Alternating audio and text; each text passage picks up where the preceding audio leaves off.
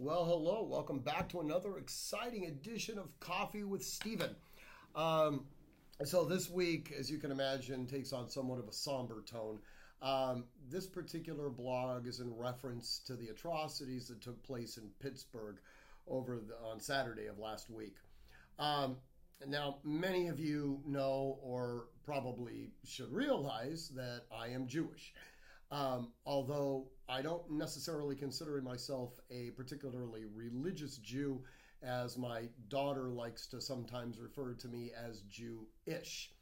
That being said, whenever somebody utilizes violence in order to perpetrate an agenda, that's the very, very definition of tyranny. In this particular instance, this tyrant, this monster, that had essentially collectivized a group of people, acted with a tyrannical approach to some sort of demon that he was trying to conquer.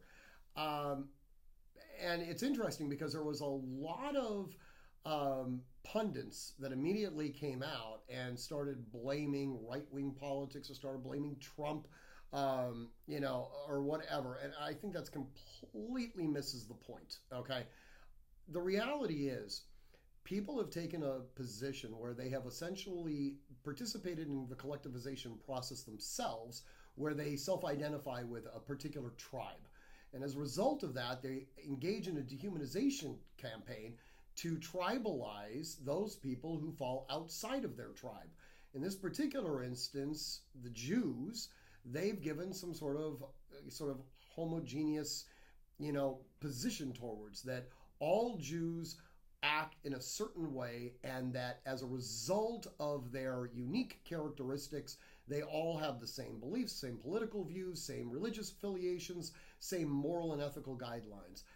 Like any group, that obviously is going to be completely different from individual to individual. And in fact, it's a dehumanization technique. The monster in Pittsburgh, he was engaged in this type of philosophical underpinning. The Muslim who decides that they're going to bring jihad to the West and is willing to kill innocent people, they are essentially cousins.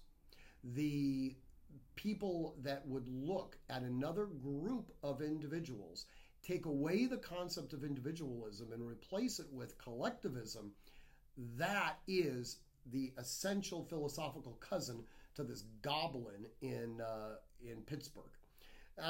I think that's important that we understand that. Jews, as a general rule, have been dealing with this type of thing since really the time immemorial. And that's generally known. There's a reason that there's a concept called anti-Semitism.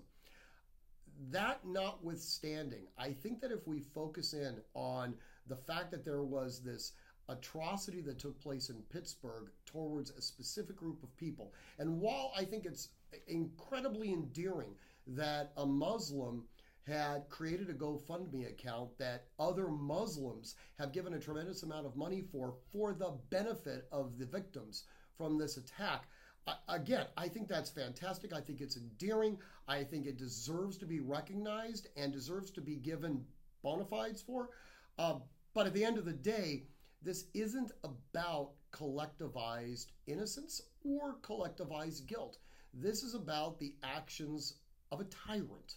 And that tyranny, that those actions need to be met with some level of aggression.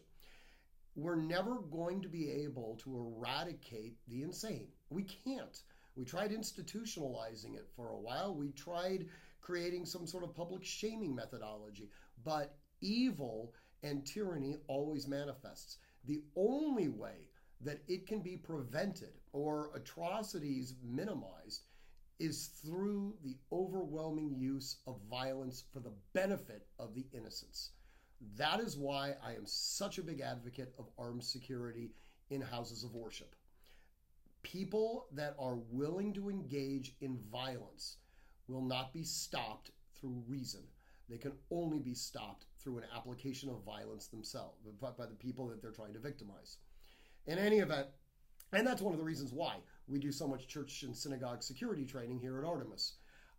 That all notwithstanding, If you disagree with me or you want to say something, you know how to reach me. My email is steven@artemishq.com.